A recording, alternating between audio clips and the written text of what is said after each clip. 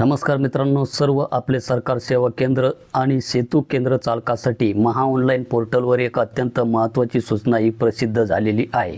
राज्य शासनाच्या पुण्यश्लोक अहिल्यादेवी होळकर शेतकरी कर्जमुक्ती योजना 2026 अंतर्गत पात्र शेतकऱ्यांचे बायोमेट्रिक ई-KYC करण्याचे काम आता केंद्र चालकामार्फत सुरू होत आहे। यासाठी मंत्राचे जे काही डिव्हाइस आहे MFS 110L1 फिंगरप्रिंट स्कॅनरचा वापर यामध्ये कसा करायचा, काम करताना कोणत्या गोष्टीची काळजी घ्यायची आणि ई-KYC करण्याची योग्य पद्धत कोणती याची संपूर्ण माहिती मित्रांनो आपण या आजच्या व्हिडिओमध्ये बघणार आहोत। तर व्हिडिओ हा शेवटपर्यंत नक्की पहा।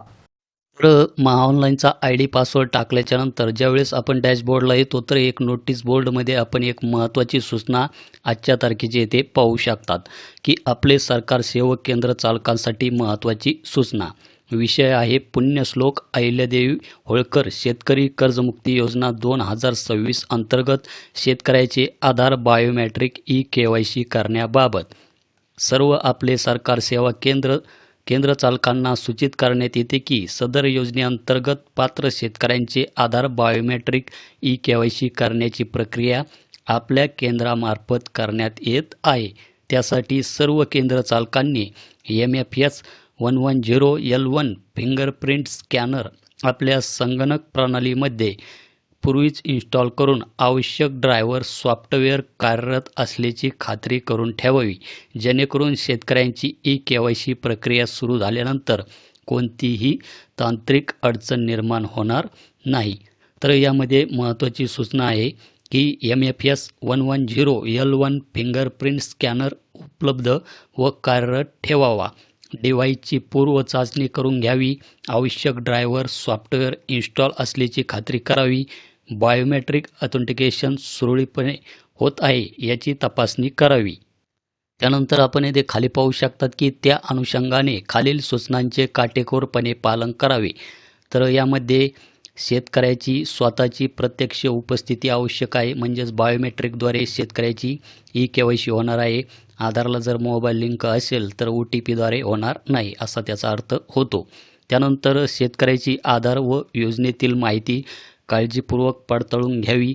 त्यानंतर loan account number, loan amount व बँक डिटेल्स शेतकऱ्यांकडून तपासून घ्यावेत, तर आपण याची खात्रीही करून घ्यावी। त्यानंतर सर्व माहिती योग्य असल्याची खात्री केल्यानंतरच डिक्लेरेशन व कन्सेंट प्रक्रिया पूर्ण करावी। त्यानंतर बायोमेट्रिक आधार ई-KYC प्रक्रिया नियमानुसार पूर्ण करावी। बायोमेट्रिक ऑथेंटिकेशन अयशस्वी झाल्यास इतर बोटांच्या ठशाद्वारे किमान 3 वेळा आपणास प्रयत्न करायचा आहे। त्यानंतर ई-KYC पूर्ण झाल्यानंतर शेतकऱ्यास पावती म्हणजेच रिसिप्ट देणे हे अनिवार्य आहे। चुकीची माहिती आढळल्यास संबंधित प्रक्रियेनुसार ग्रीव्हन्स नोंदवावी म्हणजेच तक्रार नोंदवावी, मात्र प्रथम शेतकऱ्याची संमती घ्यावी। चुकीचे ग्रीव्हन्स नोंदवू नये। त्यानंतर शेतकऱ्यांना योजनेबाबत योग्य व अधिकृत माहितीच द्यावी, कोणतेही चुकीचे आश्वासन देऊ नये।